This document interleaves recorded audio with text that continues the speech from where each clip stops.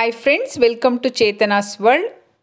ನಾವಿವತ್ತು ನೀವೇನಾದರೂ ಬ್ರೇಕ್ಫಾಸ್ಟ್ಗೆ ಯಾವತ್ತಾದರೂ ಇಡ್ಲಿ ಮಾಡಿದ್ದಲ್ಲಿ ಆ ಇಡ್ಲಿ ಮಿಕ್ಕಿರುತ್ತಲ್ಲ, ಅದನ್ನು ಉಪಯೋಗಿಸ್ಕೊಂಡು ನೋಡ್ತಾ ಇದ್ರೇ ತಿನ್ಬೇಕನ್ನಿಸ್ತಾರ ಈ ವಡಾನ ಹೇಗೆ ಈಸಿಯಾಗಿ ಮಾಡೋದಂತ ನೋಡೋಣ.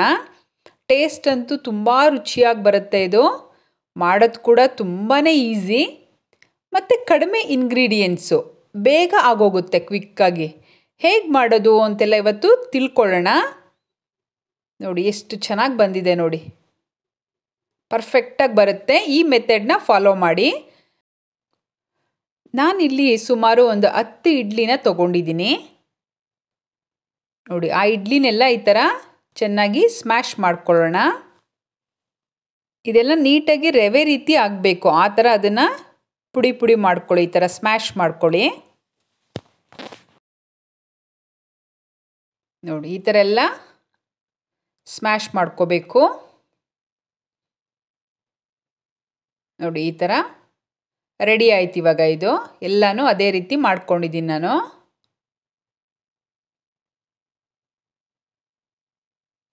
ನೋಡಿ, ಅದಕ್ಕೆ ನಾನು ಕಡಲೆ ಹಿಟ್ಟು ಉಪಯೋಗಿಸ್ತಾ ಇದ್ದೀನಿ. 3 ಟೇಬಲ್ ಸ್ಪೂನ್ ಕಡಲೆ ಹಿಟ್ಟು ಮತ್ತು ಕರಿಬೇವು ಉಪಯೋಗಿಸ್ತಾ ಇದ್ದೀನಿ. 10 ಮೆಣಸಿನ್ಕಾಯಿನ ಸಣ್ಣದಾಗಿ ಕಟ್ ಮಾಡಿ ಇಟ್ಕೊಂಡಿದ್ದೀನಿ. ಮತ್ತು ಉಪ್ಪು ತೊಗೊಂಡಿದ್ದೀನಿ 1 ಟೀ ಸ್ಪೂನ್. ಆನಿಯನ್ ತೊಗೊಂಡಿದ್ದೀನಿ, ಒಂದು ದೊಡ್ಡದು ಆನಿಯನ್ನ ಸಣ್ಣದಾಗಿ ಕಟ್ ಮಾಡಿ ಇಟ್ಕೊಂಡಿದ್ದೀನಿ. ಈ ಇಡ್ಲಿಯ ಮಿಶ್ರಣಕ್ಕೆ ನಾವು ಒಂದೊಂದಾಗೆ ಆ್ಯಡ್ ಮಾಡೋಣ. ಕಡಲೆ ಹಿಟ್ಟು ಹಾಕಿದ್ದೀನಿ, ಮತ್ತು ಮೆಣಸಿನ್ಕಾಯಿ ಹಾಕ್ತಾಯಿದ್ದೀನಿ ಸಣ್ಣಗೆ ಕಟ್ ಮಾಡಿರೋದು. ಉಪ್ಪು ಹಾಕ್ತಾಯಿದ್ದೀನಿ. ಉಪ್ಪು ನೋಡ್ಕೊಂಡು ಹಾಕಬೇಕು, ಯಾಕಂದರೆ ಇಡ್ಲಿಗೆ ಬೇರೆ ಹಾಕಿರ್ತೀವಿ ನಾವು. ಮೆಣಸಿನ್ಕಾಯಿ ಸ್ವಲ್ಪ ಜಾಸ್ತಿ ಇದ್ರೇ ತುಂಬ ಚೆನ್ನಾಗಿರುತ್ತೆ. ನೆಕ್ಸ್ಟು ಈರುಳ್ಳಿ ಆ್ಯಡ್ ಮಾಡ್ತಾಯಿದ್ದೀನಿ.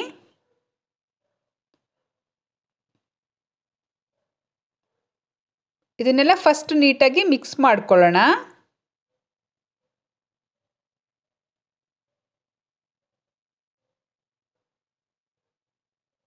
ಇದು ಮಿಕ್ಸ್ ಆದಮೇಲೆ ನೆಕ್ಸ್ಟು ಕರಿಬೇವು ಹಾಕಿ. ಕುಕ್ಕಿಂಗ್ ಸೋಡಾ ಯೂಸ್ ಮಾಡ್ತಾ ಇದ್ದೀನಿ, ಅಡುಗೆ ಸೋಡಾ 1 ಪಿಂಚಷ್ಟು ಹಾಕ್ತಾ ಇದ್ದೀನಿ. 1 ಚಿಟಿಕೆ ಮಾತ್ರ ಉಪಯೋಗಿಸಿದ್ದೀನಿ. ಇವಾಗ ಇಲ್ಲಿ ನಾವು ಇದನ್ನು ಕಲಿಸ್ಕೋಬೇಕಾದ್ರೆ ನೀರನ್ನು ಬರೀ ಚುಮ್ಕಿಸ್ಬೇಕಷ್ಟೇ, ಸ್ಪ್ರಿಂಕಲ್ ಮಾಡಬೇಕು ನೀರನ್ನು. ತುಂಬ ನೀರು ಮಾಡ್ಕೋಕೂಡ್ದು ಯಾವುದೇ ಕಾರಣಕ್ಕೂ. 1-2 ಟೇಬಲ್ ಸ್ಪೂನ್ ಇಡಿಸುತ್ತೆ ಅಷ್ಟೇ ನೀರು ಅದಕ್ಕೆ. ನೋಡಿ, ಈ ಥರ ಕನ್ಸಿಸ್ಟೆನ್ಸಿ ಇರಬೇಕು. ನೋಡಿ, ನಾನು ತೋರಿಸ್ತಾ ಇದ್ದೀನಿ. ಈ ಥರ ಹಿಂಗೆ ಪ್ರೆಸ್ ಮಾಡಿದ್ರೆ ಅದು ಹಿಂಗೆ ಪ್ರೆಸ್ ಆಗಬೇಕು, ಆ ಕನ್ಸಿಸ್ಟೆನ್ಸಿ ಇರಬೇಕು. ನೋಡಿ ಎಷ್ಟು ಚೆನ್ನಾಗಿ ಬರ್ತಾ ಇದೆ ನೋಡಿ.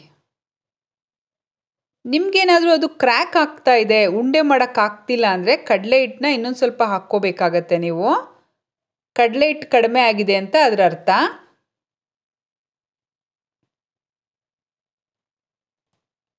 ನೋಡಿ ಎಷ್ಟು ನೀಟಾಗಿ ಹೋಲ್ ಮಾಡ್ಬೋದು. ಅದು ಈ ಥರ ತಟ್ಬಿಟ್ಟು ಹೋಲ್ ಮಾಡ್ಕೋಬೇಕಾಗತ್ತೆ. ಎಲ್ಲ ಒಂದೊಂದಾಗೆ ಈ ಥರ ರೆಡಿ ಮಾಡ್ಕೊಳ್ಳೋಣ. ಪರ್ಫೆಕ್ಟಾಗಿ ಬರುತ್ತೆ. ಸೇಮ್ ಮೆಜರ್ಮೆಂಟ್ನ ಫಾಲೋ ಮಾಡಿದ್ರೆ 10 ಇಡ್ಲಿಗೆ ಕರೆಕ್ಟಾಗಿದೆ ನಾನು ಹೇಳಿರೋ ಮೆಜರ್ಮೆಂಟು. ನೀವು ಜಾಸ್ತಿ ಯೂಸ್ ಮಾಡೋದಾದರೆ ಡಬಲ್ ಯೂಸ್ ಮಾಡಿ ಮೆಜರ್ಮೆಂಟು. ನೋಡಿ, ಎಲ್ಲ ರೆಡಿ ಮಾಡ್ಕೊಂಡಿದ್ದೀನಿ ನಾನು. ಈಗ ಆಯಿಲ್ ಬಿಸಿ ಆಗಿದೆ, ಚೆನ್ನಾಗಿ ಕಾದಿರಬೇಕು ಆಯಿಲ್ಲು. ಇವಾಗ ಒಂದೊಂದಾಗೆ ಅದರಲ್ಲಿ ಹಾಕಿ ಫ್ರೈ ಮಾಡೋಣ. ನಾನು ತೋರಿಸಿದ್ನೆಲ್ಲ ಕಲ್ಲರು ವಡಾದು ಅಲ್ಲಿವರೆಗೂ ಬರೋವರೆಗೂ ಫ್ರೈ ಮಾಡಬೇಕಿದನ್ನು. ಸೇಮ್ ವಡಾ ಕಲರೇ ಬರಬೇಕಿದು, ಬ್ರೌನ್ ಕಲರ್ ಥರ ಲೈಟಿಶ್ ಗೋಲ್ಡನ್ ಬ್ರೌನ್ ಕಲರ್ ಆಗಬೇಕಿದು. ಟೇಸ್ಟ್ ಅಂತೂ ತುಂಬ ಚೆನ್ನಾಗಿ ಬರುತ್ತೆ. ನೀವು ಹೇಳಿದ್ರೆ ಮಾತ್ರ ಗೊತ್ತಾಗುತ್ತೆ ಇದು ಇಡ್ಲಿಯಿಂದ ಮಾಡಿರೋದಂತ, ಇಲ್ಲ ಅಂದರೆ ಗೊತ್ತಾಗೋದೇ ಇಲ್ಲ, ಅಷ್ಟು ರುಚಿಯಾಗಿರುತ್ತೆ ಇದು. ನೋಡಿ, ಇದು ಫ್ರೈ ಆಗ್ತಾ ಇದೆ ಇವಾಗ.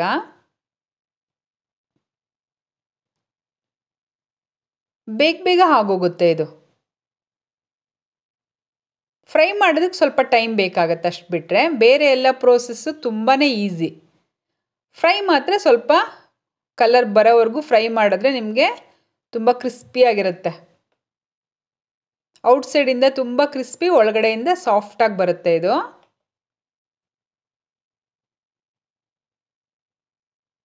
ನಮ್ಮನೇಲಂತೂ ಎಲ್ಲರೂ ತುಂಬ ಇಷ್ಟಪಡ್ತಾರೆ ಇದು. ನಾನು ಹೇಳಿದ್ರೆ ಗೊತ್ತಾಗಲ್ಲ, ನೀವು ಮಾಡಿ ನೋಡಿ ಎಷ್ಟು ರುಚಿಯಾಗಿರುತ್ತೆ ಇದು ಅಂತ. ನೋಡಿ ಈಗ ರೆಡಿ ಆಯ್ತು ಇವಾಗ ಇದು. ಅದ್ರ ರುಚಿ ಬಗ್ಗೆ ತಿಂದರೆ ಮಾತ್ರ ಗೊತ್ತಾಗೋದು. ನೋಡಿ ಬಿಸಿ ಬಿಸಿಯಾದ ವಡೆ ರೆಡಿ ಆಯಿತು. ನೋಡ್ತಾ ಇದ್ರೇ ತಿನ್ಬೇಕನ್ನಿಸ್ತಾ ಇದೆ. ನಾನಿಲ್ಲಿ ಟೊಮೆಟೊ ಚಟ್ನಿ ಜೊತೆಗೆ ಅದನ್ನು ಸರ್ವ್ ಮಾಡಿದ್ದೀನಿ. ನೀವು ತೆಂಗಿನಕಾಯಿ ಚಟ್ನಿ ಜೊತೆಗೆ ಕೂಡ ಸರ್ವ್ ಮಾಡಬಹುದು. ಈ ರೆಸಿಪಿ ನಿಮ್ಗೆ ಇಷ್ಟ ಆಗಿದ್ದಲ್ಲಿ ನನ್ನ ಚೇತನಾಸ್ ವರ್ಲ್ಡ್ ಚಾನಲನ್ನು ಪ್ಲೀಸ್ ಲೈಕ್ ಮಾಡಿ, ಶೇರ್ ಮಾಡಿ ಆ್ಯಂಡ್ ಸಬ್ಸ್ಕ್ರೈಬ್ ಮಾಡಿ. Thank you.